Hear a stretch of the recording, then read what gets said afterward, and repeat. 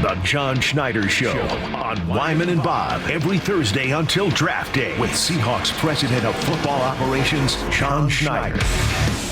It is time for the John Schneider Show. We look forward to this each and every week. And joining us now on the Emerald Queen Casino Sportsbook Hotline is the President of Football Operations and GM of your Seattle Seahawks, John Schneider. How you doing, man? We're doing good. Got back from Orlando last night and from the league meetings and got up, headed over to the pro day at UW and saw those guys. So it was pretty fun. Pretty cool to see Jed, Coach Fish over there and Brennan and that whole staff that came up from Arizona. And then obviously, all the guys that, Coach DeBoer and Coach Grubb and Huffer and all those guys were coaching. So it's pretty cool to be over there watching all those guys perform. They did a great job.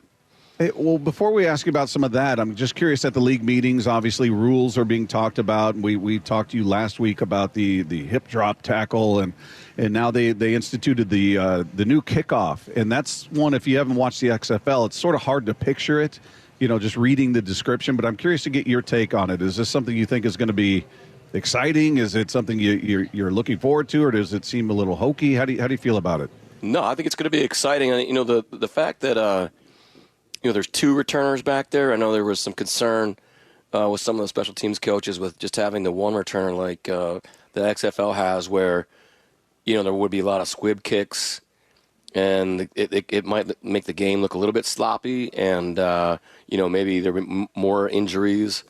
If the ball's bouncing around like that. But the fact that they put the two returners back there, I think is going to be an exciting play, and then. Bring the ball to the 30 was another option they added a bit later, but and then the hip drop that was like a 32-0 pass that one went pretty quick. Still don't get that one. Yeah. Well, and what about, John, as far as the kickoff return goes? So do you think, the thing I liked is that they were talking about they want to make it a play again. They want to make it so, there is some excitement, because it's been sort of like perfunctory. You just kick it off and it's either, nobody gets a return typically, but this is going to be an opportunity not only for that kind of creativity, but also do you think it will preserve a guy's ability to, on a kickoff team, make the team? It's still a big enough play where, I was afraid if they took away the kickoff and some of the special team plays, that some of these guys that make the team because of that, would fall off a little bit. But you think that's going to provide some good opportunities there for guys to make the team? Yeah, definitely. And it's interesting the way, when you listen to the special teams coaches talk about it, when they're 5 yards apart, the two lines, and then you don't have that, the space, right? That we have the speed and space, or velocity and space, and just those guys playing hands, and they're going to be using their hands much more. They're going to be, there's not going to be those. Obviously, we took the wedge out, several years ago, so you're not just going to have that massive impact, but it'd be important to have returners that can hit it on up there pretty dang quick, because it's going to be, it's going to be a bang bang play, and that's what everybody thought was pretty exciting about. Okay, you have the kickoff, all right, nobody's moving until the ball's fielded, and then okay, here you go. So I think it's just going to be like anything else, any change. It's just going to be a period for all of us to get used to. That's special teams coaches, head coaches, player personnel, scouting, pro scouting, and what that looks like, and who's going to be playing in the certain roles that the coaches want. Like, what do they want, by position for, the different levels there. So, John, again, reading it, not seeing it, they can't do anything until the ball is fielded. So does that mean the team that's receiving the ball, everybody that's on the line, is going to have their head turned looking back at the ball carrier, at the person who's receiving the ball, and then flip their head around to deal with oncoming traffic, essentially? Yeah, but you're not. Yeah, right. But you're right. You're gonna find your target pretty quick. They're not. It's not like these guys are have 30 yards or whatever to be running at you. So. Yes, there's going to be an element of that too. Who knows? It may look like a basketball fast break a little bit too, right? So okay, who's getting the rebound? And here we go. And now we're on a fast break. So I just think there's going to be so many elements of it. And like I said earlier, I mean, with any change, you're kind of like, all right, well, And so, yeah, there was a ton of discussion about it, but they just decided to go for it, and so yeah, now we'll adjust. Hey, John, so you're that's learning it too, and learning the different schemes that these guys are going to come up with, and then also the type of player, the body types that you want out there, whether it's on the kickoff team or the kickoff return team. Yeah. So, yeah, let me ask you about as far as what you do at the owners meeting. I mean, are you talking to other GMs and other personnel people and kind of laying groundwork and getting to know everybody, because you guys are going to be communicating here, all the GMs coming up here when the draft comes up. Is there a lot of that for you as well? Yeah, learning a couple of the newer general managers and newer head coaches.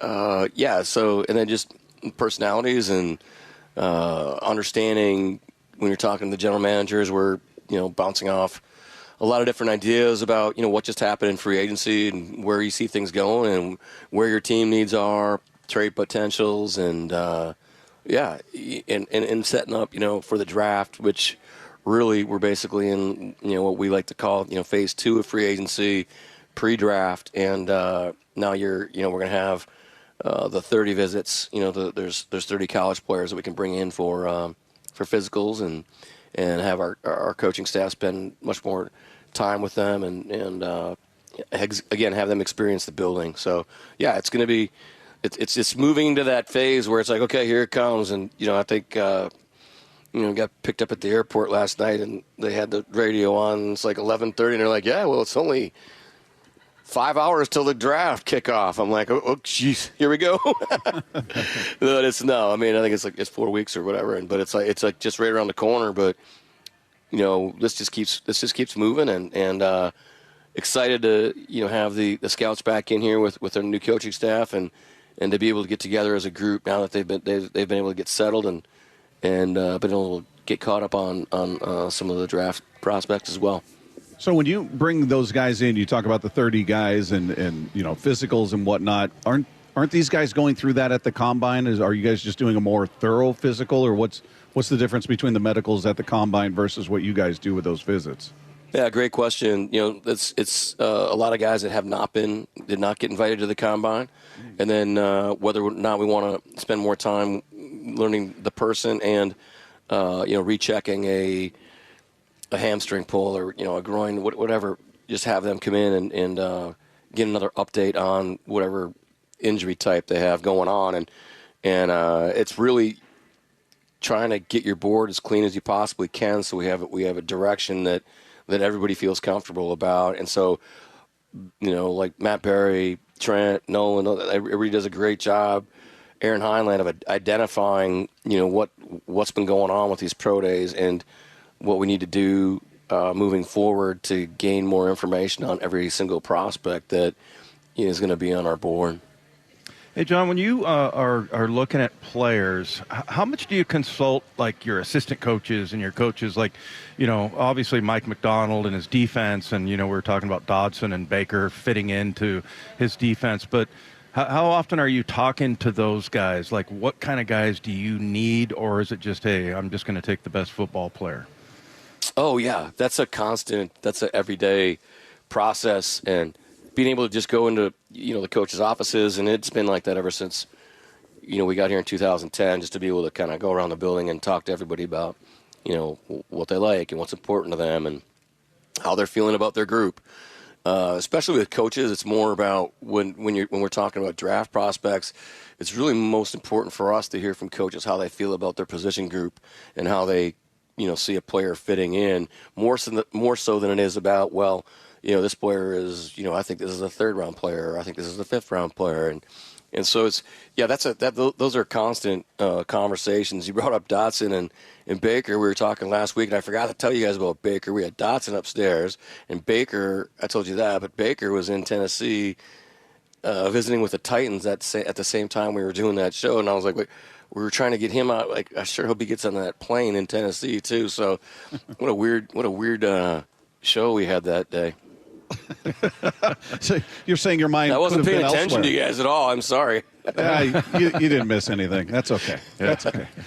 Hey, John, you brought up Washington's pro day and all of that. I'm curious how often in your history in this position that you've maybe gone to a pro day with the idea, okay, I've got these 5 players or 8 players or 2 players, however many I'm zeroed in on. I want to see them, and then just somebody you didn't even consider catches your eye. Has that happened very often to where they've caught your eye to the point of actually drafting them or signing them perhaps as a free agent?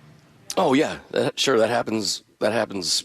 Not, I shouldn't say all the time, but it does happen more than you would think. It's usually players that have been injured during the year, or they're late with a rehab, just kind of getting caught up, or maybe sat out a year and are invited back to their school's pro day and just have a great workout. And then it's all about asking more questions, from the area scout and the people that have studied the player. But hey, a guy can have a phenomenal short shuttle or look great in his DB drills, or offensive lineman looks great moving around. I mean, I know that's a huge concern, for everybody, and I get that, but we're still working at that. I promise we have plenty of time to try to get offensive linemen. But but no, it's just you guys stand out all the time, and that's probably the most fun thing about going to a pro day is really just seeing those guys get the opportunities and then and watching them take advantage of it.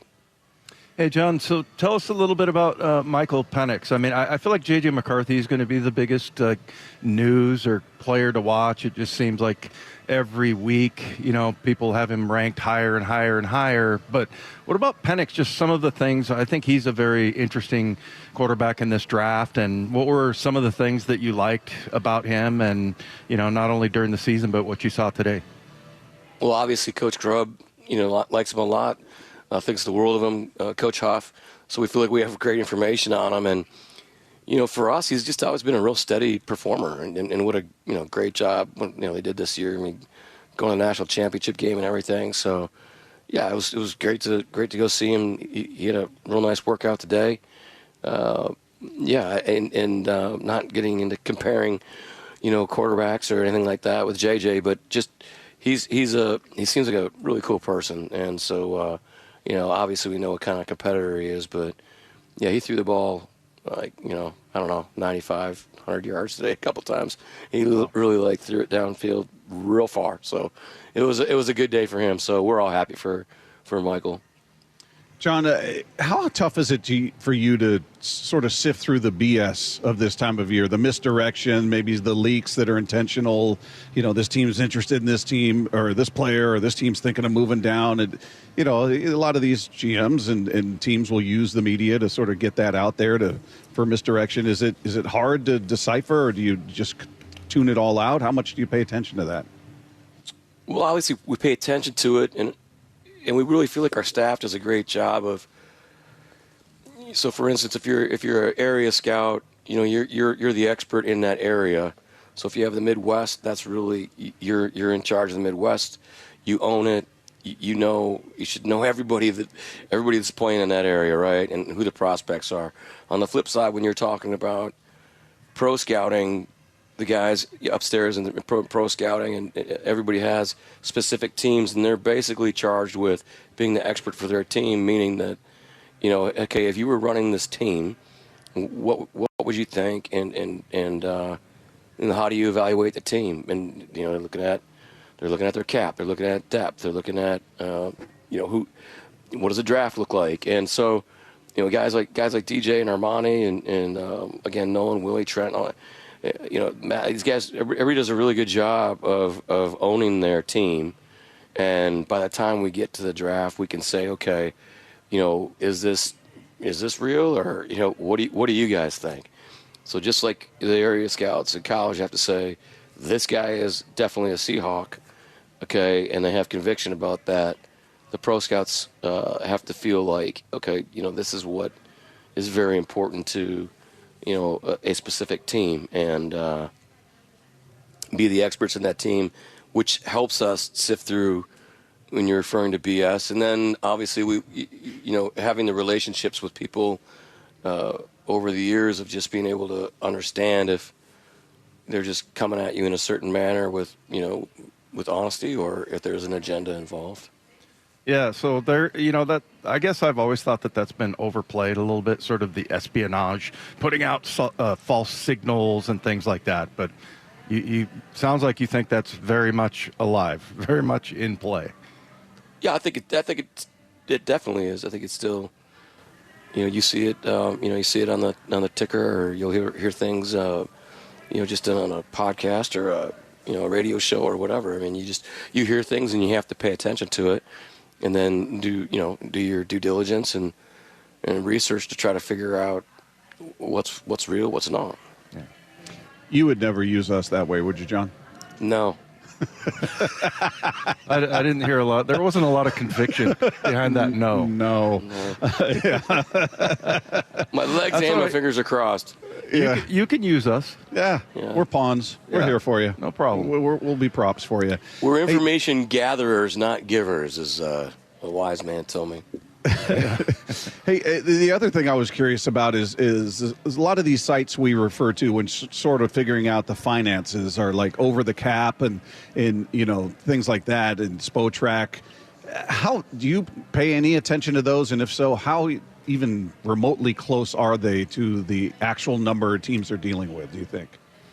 I don't, because we have 3 people in the department that are very talented at what they do, and so we're updated on what people's cash and cap looks like. Now, the only thing that we don't necessarily know is, what a team's specific cash budget would be in any, given year, or, what their, we call them budgeted items look like. Those are things that, every team does it a little bit differently. So now we can, those guys could, in the salary cap department can kind of like look through that and gauge what these contracts are looking like coming in, whether it's per game roster bonuses or certain incentives that guys may have the ability to hit based on the depth of the position. So we're constantly studying that, but we're just always constantly trying to figure stuff out in that regard as well. Hey, John, it seems like your medical part of it, you guys have such a great staff there with Strickland and just the way you run everything. And it seems like you guys, and maybe I'm wrong about this, where do you think you guys lie as far as, or rank, as far as like you're very careful about that, and you have certain standards that it seems like other teams don't have. Are you guys more strict that way? Because, I mean, that only makes sense to me anyway. Well, I would say cautious, and I think that's every team. I mean, we've talked about evaluating the evaluators too. So, working with the Packers has been different than working with the Chiefs people or the Commanders people or the Redskins at the time, and then being with Seattle on two different occasions as well. Understanding how the doctors and the trainers and everybody in sports science feels about a specific player and prospect, and what their durability score looks like compared to an orthopedic score or grade. Sorry, and just constantly evaluating that process. I love them. I love all those guys. So to rank it, number one by far. Same thing with our PR. Same thing with our PR department. Oh, is Dave sitting there? Smokes. Yes, Dave must be sitting right there. Right to my right. He's the best. He's steely-eyed as well. Yeah. Everybody aspires to that level. Everyone fears him as well. Yeah, that's exactly right. Just in terms of what you're working with right now, you got 7 picks in the draft, and who knows, that could change dramatically the day of the draft, or we'll see how it all ends. But when you look at what you view as holes on the team, spots you got to fill, versus the number of draft picks you've got, does it feel like it's even? Do you feel like, okay, we still got more work to do free agency-wise, or we're going to need to accumulate more picks? How do you feel about need versus what you have to fill those holes with?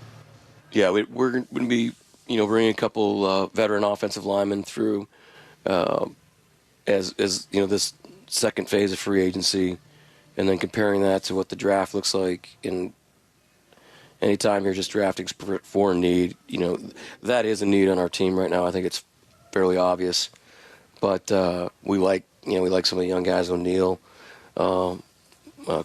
McClendon, Curtis. I mean, there's some guys in there that younger guys that we really like too that we've added right when we went to after the first game last year. So there's some young players that a fan may not necessarily know, but that we're excited about in the mix. And then the two guys we had in free agency already, we're excited about those guys, younger guys as well, with Nick and Tremaine. And then, but also then, what does the draft look like? And then what are the different levels? What are the cutoffs? And how far do you push to go get a guy or to fall back to get into another group of player where there may be 3 or 4 guys as compared to the talent level at one specific player or prospect. So we'll be constantly evaluating that over the next 4 weeks here. But when you talk about holes, I mean that's we do pride ourselves on not acting like, okay, we have all the answers here and okay, now our job is done. We're building this team 365 days a year, and that's never changed, and we'll constantly be doing that. And that's always been our hope, for the fans to know that we're doing that. And I know there can be an uneasiness of, not having things, as solid or, quote unquote fixed, but it's a constant process. And, we're I think Mike said it the other day, we're not playing next week. So we're going to constantly be working on everything.